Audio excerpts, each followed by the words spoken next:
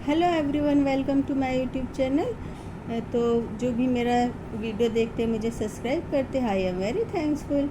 और जब हम 15-16 साल की एज में होते हैं तो जो सपने देखते हैं वो कितने प्योर और दूसरी दुनिया के होते हैं, और जिनकी हकीकत की दुनिया से जिनका कोई ताल्लुक़ नहीं होता है। और जब मेरी फ्रेंड्स भी आपस में बातें करती थी और मुझसे पूछती थी कि तुम क्या सपने देखती हो तो मैं हमेशा बोलती थी कि मेरे फादर मेरी शादी के लिए जिसको भी पसंद करेंगे ना, वो एक सच्चा दोस्त होना चाहिए जिसके साथ छत पर बैठकर तारे गिनूं या बहुत सारी लड़ाई लड़ूं। लेकिन ये जो ज़िंदगी के अंतिम पल हैं, अंतिम क्षण है, तब मैं उन बातों को सोचती हूँ तो यही नहीं समझ आता है कि हंसूं या रोऊं। तो गाइस, आज मैं एक प्राचीन कहानी का ऑडियो लेकर के आई हूँ। और बहुत पुरानी बात है। एक राजा था, उसके 8 बेटे थे और 7 बेटों का विवाह हो चुका था। और सबसे छोटा बेटा युवराज अविवाहित था और राजा अपने छोटे बेटे के लिए योग्य वधू की तलाश में था। और एक दिन सपने में राजा को भय माता ने दर्शन दिए। भय माता जो पहले के ज़माने में ये बोलते थे कि जोड़ी बनाती हैं, तो उनको ना भय माता कहते हैं।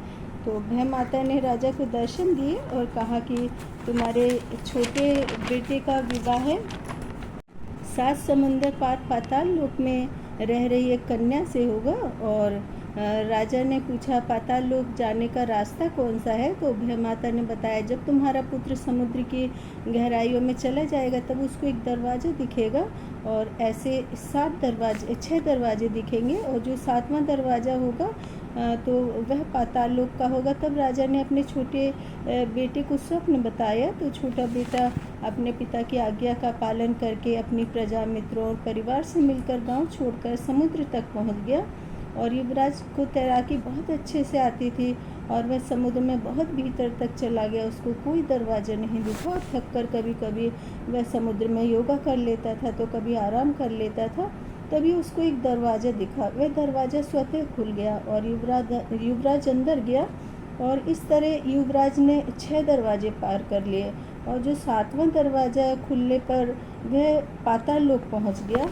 और पाताल लोक देखकर उसको बहुत आश्चर्य हुआ, क्योंकि समुद्र के इतने नीचे बिल्कुल ऐसी ही दुनिया थी जैसे समुद्र के ऊपर। तो वह किसी को भी वहाँ नहीं जानता था और उसको बहुत तेज़ भूख लग रही थी।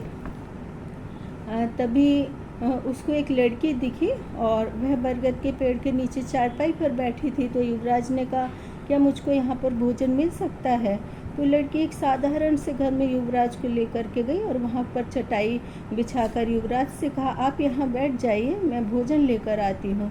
युवराज को बहुत दुख हुआ। वह सोचने लगा कि जब मैं महल में था तो भोजन से सजी हुई कई थालियाँ मेरे सामने रखी जाती थी और आज मैं भोजन का इंतज़ार कर रहा हूँ।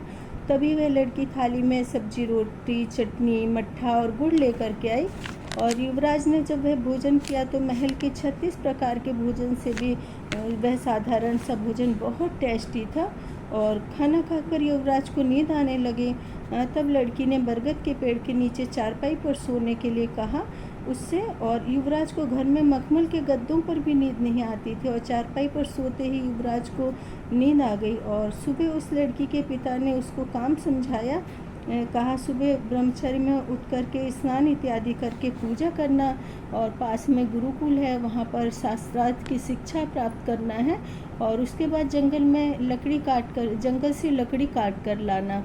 तो इस तरह से 1 महीने बीत गए। युवराज को ना वह लड़की दिखी ना उसका परिवार दिखा और वह सोचने लगा कि 7 समुंदर पार करके मैं पाताल में आ गया और यहाँ से वापस लौटना भी नामुमकिन है।